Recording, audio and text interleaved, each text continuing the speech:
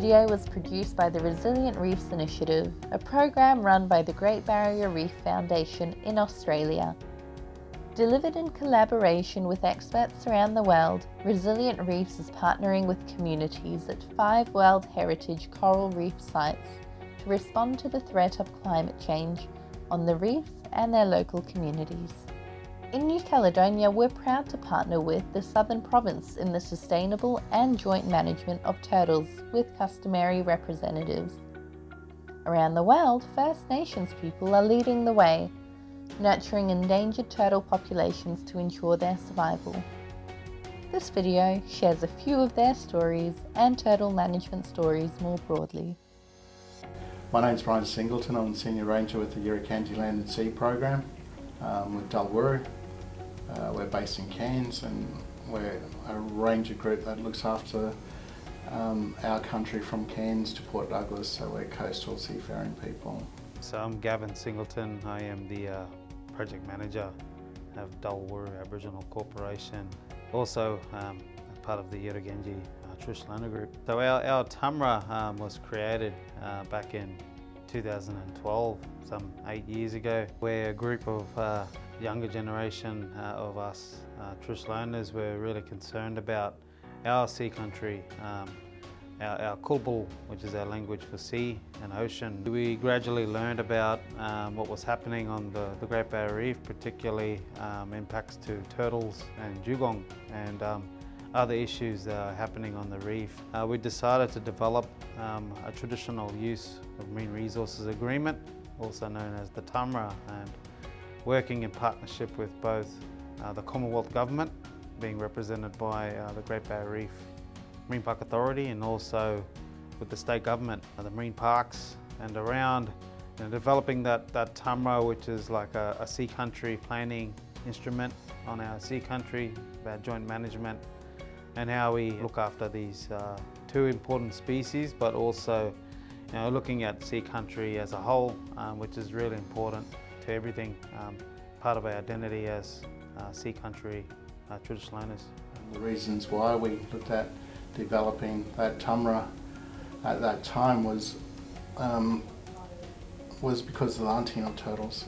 Turtles were being taken, and we wanted to protect the turtles. We've grown up hunting turtles and respecting the turtles, and some of those rules of why we took the turtles, and we're slowly dying out. The TUMRA itself is starting to bring those rules back because the animal was really important to us.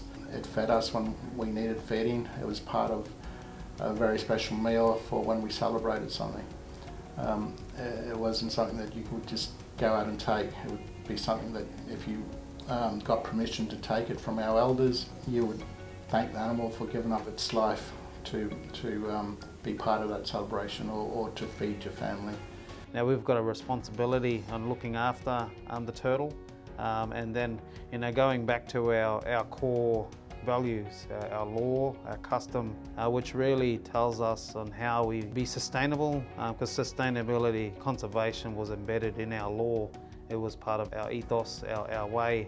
We've got to start educating the young people because they're the next generation of hunters. They're the next generation of land managers. A lot of our younger generation won't respect the rules that government have put in, but they'll respect the rules that their elders or their ancestors have put in place. And a lot of people are starting to respect our culture a lot more. And I think it's just understanding a lot of that cultural side of things was taken away. And through this process, a lot of that is starting to come back. And it's not something that's going to happen quickly. It takes time. So as long as people can see that law is for everyone and everyone is treated the same, people will start to respect that law. It's one of those things where it's got to come from our elders, both men and women. Have got to speak that language for our young people to respect. Sitting down with the elders, with our people that still continue our practices with turtles, we started to learn about how significant they are, not just to our people but to the environment. within the Great Barrier Reef. We start to learn the relationships the turtle has with seagrass, with the mangrove. From there we started learning about the old stories, the creation stories of the Great Barrier Reef, and where the turtle plays its role in that picture. It's invigorated and revitalised some of our management, which now is incorporated within our Land and Sea Ranger program, and then working in partnerships with government agencies to educate the wider community about important values of marine turtles and the sea country and the role that we play.